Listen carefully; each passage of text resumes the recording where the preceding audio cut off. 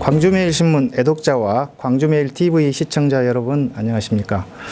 광주매일TV 개국 기념으로 마련한 기획특집 4.13 총선 니우리더에게 듣는다 진행을 맡은 김종민 정치부장입니다. 오늘은 4.13 총선에서 광주 서구울에 출마한 양향자 더불어민주당 예비후보님을 초청해 정치 철학과 지역 발전에 대한 소신을 듣는 인터뷰 시간을 마련했습니다. 안녕하십니까, 후보님? 안녕하십니까. 예. 겁없는 도전이지 않냐 싶습니다. 더불어민주당 선대위원님이시기도 하신데요. 지금 전국적으로 그동안 활동을 해오셨고, 현장에서 들어본 민심은 좀 어떻습니까? 처음 그 공천을 받고 내려왔을 때는 그 서구을 지역이 전략공천이라는 단어에도 약간의 트라우마가 있으신 것 같았습니다. 그래서 굉장히 좀 싸늘하고 눈빛도 싸늘하고 인사드려도 좀 정말 차가운 이렇게 시선들이었는데 이제 제가 2주 정도 됐습니다. 온지. 네, 하루하루 점점 이렇게 따스한 손길이 느껴지고 이제 정말 자신감이 좀 생기면서 주민들과 호흡하고 있다는 느낌이 듭니다. 그리고 제가 더불어 콘서트를 이렇게 다니면서 결국은 정치라는 게 마음을 모으는 거다 이런 생각을 했습니다. 예. 만나는 국민들이 많은 격려를 해주신다고 들었습니다. 예. 제가 그 입당에 변할 때도 그렇고 그다음에 출마 기자회견 할 때도 그랬고 청년들, 여성들 그리고 민초들과 함께 하고 있다. 우리 힘든 청년들이 저와 함께 하고 있다라는 말씀을 드렸었는데. 정말 청년 여성 또 우리 20, 30대 뭐 40대까지도 이제 많은 지지를 해주시는 것을 느끼고 있고요. 다만 이제 어르신들께서 아직까지는 마음을 좀 안 열어주고 계십니다. 그래서 오자마자 그 어르신들 계시는 경로당 위주로 서구울 지역에 227군데 정도가 있더라고요. 그래서 쭉 돌면서 인사드리고 또 제 진심을 보여드리면서 이제 서서히 이렇게 마음을 열고 계시는 것으로 제가 느끼고 있습니다. 네. 더불어민주당이 내세운 제1호 외부 영입인사 아니겠습니까? 네. 조금 구체적으로 말씀을 드리면 영입 1호는 표창원 교수님이시고 우리 양 후보님은 전략공천 제1호시다 이렇게 말씀드릴 수 있겠네요. 네. 부담감도 커 보이고 선거에 임하는 각오는 좀 어떻습니까? 사실 서구울 지역에는 그 경선을 해야 하는 준비하고 있는 예비 후보님이 안 계셨습니다. 그래서 사실은 이제 당에서 전략공천 1호라고 하는 그것도 우리 당뿐만 아니라 전체 당을 통틀어서 전략공천 1호라고 저에게 지정을 해주셨고 그건 큰 배려라고 생각합니다. 저도 다른 지역에 비해서 그 준비하고 계신 후보님들의 마음을 아프지 않게 하고 왔다라고 하는 것이 굉장히 큰 힘이고요. 어쨌든 전략공천 1호에 맞게 저부터 당선이 돼야 되기 때문에 최대한 지금 최선을 다하고 있습니다. 네. 일각에서는 표적공천이라고도 합니다. 네. 예, 천정배 국민의당 대표님의 지역구이기도 하시죠. 네. 예, 천 의원님과 맞대결이 예상되고 있는데 쉽지 않은 승부 같습니다. 네. 예, 승리가 가능했습니까? 예.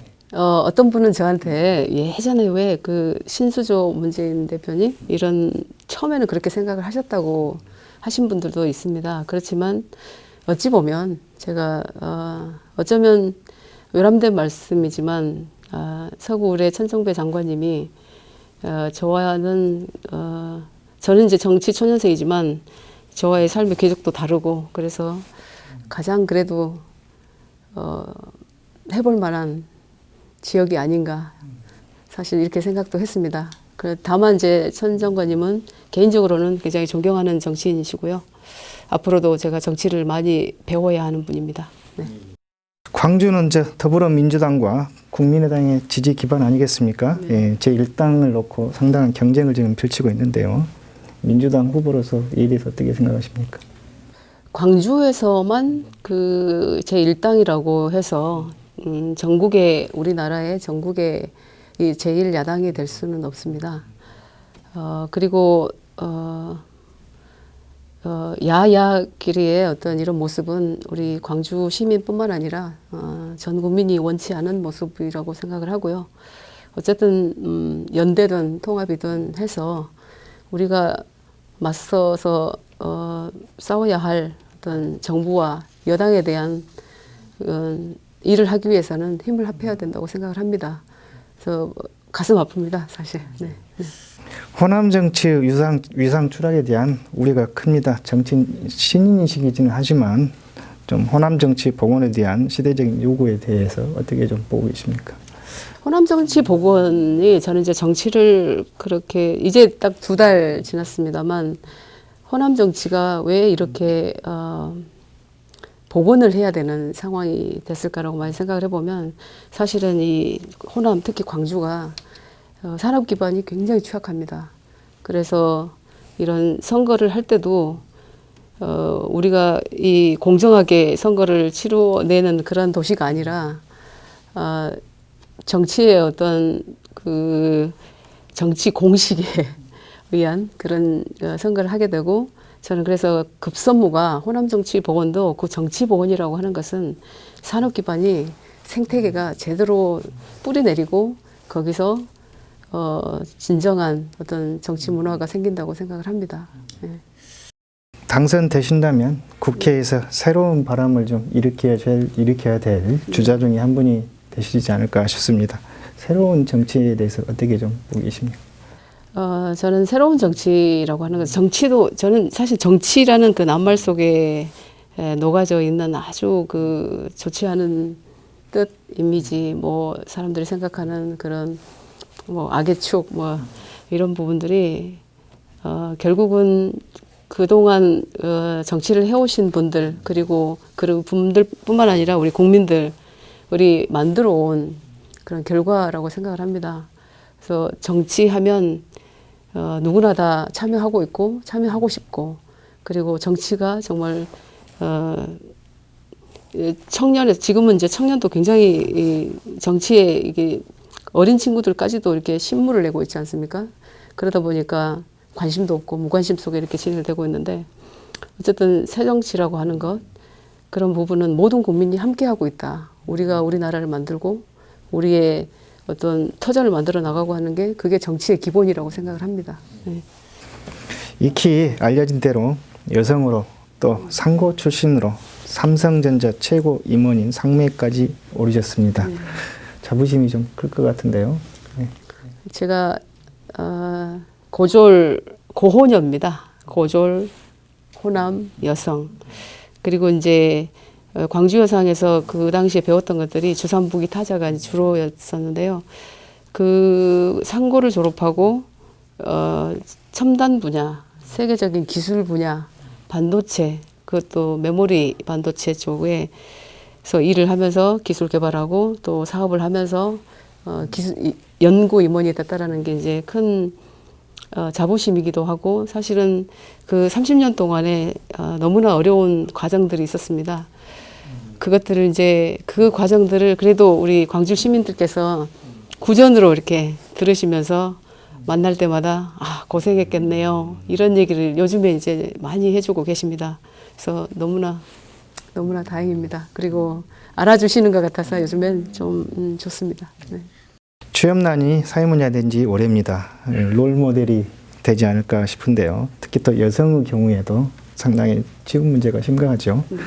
이 시대 아파하는 이 시대의 청춘들에게 격려의 한 말씀 들려주신다면. 네. 어제도 제가 그 풍암지구에 이렇게 풍암 저수지 주변을 풍암 유원지죠 이렇게 주위를 돌고 있는데 청년들을 참 많이 만났습니다. 어제 이제 일요일이기도 하고 그리고 우리 청년 여성들도 많이 만났고 그분들이 양상무님 하면서 첫 마디가 뭔지 아십니까? 취직시켜 주세요. 열심히 해도 취직할 데가 없어요. 이 광주시의 큰 문제입니다. 광주시만의 문제는 아니고 우리나라 그러니까 전체적인 어떤 청년의 문제라고 생각을 합니다. 결국 그것이 어디서 오는 거 하면 우리가 대기업 위주의 어떤 지금 이제 취업문이 굉장히 좀 좁지 않습니까? 대기업이 수용할 수 있는 청년의 한계가 극명하게 있거든요. 그런데 그 대기업에서 중소기업, 중소기업에서 소기업, 소기업에서 벤처, 벤처에서 자영업자로 이어지는 그런 어떤 생태계가 전혀 저희는 없습니다. 그래서 대기업에서 출발을 하든 자영업에서 출발하든 그런 구문방처럼 이어지는, 예를 들면 그죠, 대기업에서 정말 첨단 기술을 개발을 해야 되면 그게 벤처로 이전을 해줘서 벤처에서 그거를 집중적으로 개발해서 대기업으로 이전을 하고 서로 그런 관계망이 형성이 돼 있어야 되는데 그런 것들이 전혀 없고, 특히 광주에서는 그런 벤처기업은 우리 전체 벤처기업의 3% 이하예요. 광주에 있는 벤처기업이. 그런데 거기서도 바이오, 에너지 이런 첨단은 제로입니다. 첨단의 벤처는 제로입니다. 그래서 그런 부분에 어떤 대기업의 유치뿐만 아니라 그런 우리가 자원은 저는 있다고 생각을 해요. 그리고 우리 서구 울만 봐도 교육의 열이 굉장히 높더라고요. 이게 주민들이. 그러면 그런 자원이라든지, 그리고 우리 서창 지역이 얼마나 높습니까? 그런 지역이랄지 그런 부분은 다 지금 갖추고 있는 상태고요. 그래서 어떻게 하면 그런 부분들을, 생태계를 제대로 만들 수 있을 것인가, 저는 그 생각이 굉장히 많이 하고 있습니다.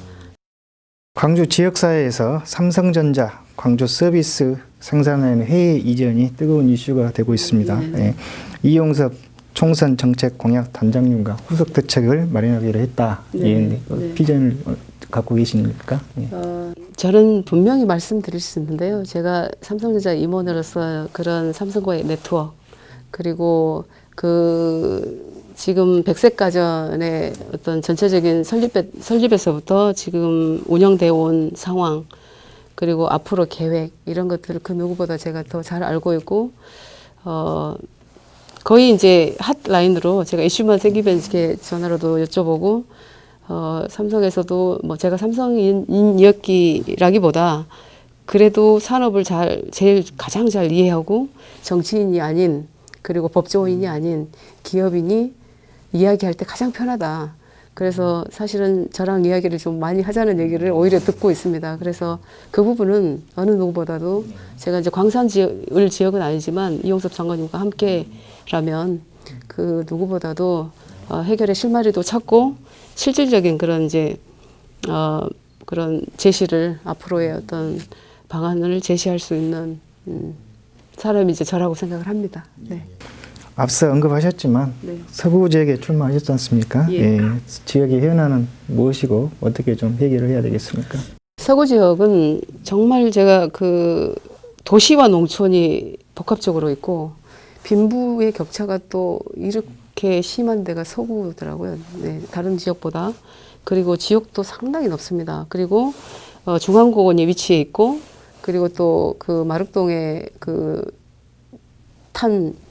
탄약고, 그리고 군사 지역으로 이렇게 묶여 있고, 그래서 향후 우리가 중앙공원 같은 경우도 어떤 그 메머드 공원으로, 이제 예를 들면 뉴욕의 센트럴파크나 이런 식으로 이렇게 개발을 해 나가면 오히려 그 주변에 그 집값 상승이라든지, 그리고 시민들의 어떤 생활이 굉장히 윤택해질 거라고 생각을 하지만, 그 시민들의 윤택해지는 삶에는 산업이 뒷받침이 돼야 되거든요. 그래서 그 서창 지역을 중심으로 하는 어떤 산업 기반, 그런 부분이 이렇게 동시에 같이 발전돼야 된다고 생각을 하고 있고, 많은 고민을 하고 있습니다. 그리고 관심도 너무나 지금 이제 관심 있게 들여다보고 있고, 정책도 아마 그런 방향으로 나올 것입니다. 그리고 정책 브리핑을 준비를 하고 있습니다. 네. 광주가 키울 사람, 광주를 바꿀 사람을 내세우고 계십니다. 마지막으로 주민들에게 한 말씀 해주십시오. 제가 아시는 바와 같이 고혼녀입니다. 고졸, 호남, 여성. 그렇지만 제가 가장 좋아하는 단어 한결같음으로 무장하여서 반도체에서 첨단 기술의 전문가로 30년을 보냈습니다. 기업을 알고 또 경제를 잘 알고 광주의 산업 생태계를 제대로 꾸릴 사람, 그리고 앞으로 30년을 정말 한결같이 일할 수 있는 사람은 저 양향자라고 생각합니다. 많은 성원과 응원, 그리고 일 잘하는지 지켜봐 주십시오. 감사합니다. 이상으로 양향자 더불어민주당 광주 서구을 이비 후보님으로부터 정치 철학과 지역 발전에 대한 청사진을 들어봤습니다. 광주매일신문과 광주매일TV는 지역 유권자들의 올바른 선택을 위해 4.13 총선 출마자를 대상으로 인터뷰를 이어갈 예정입니다. 앞으로도 많은 관심과 성원을 부탁드립니다.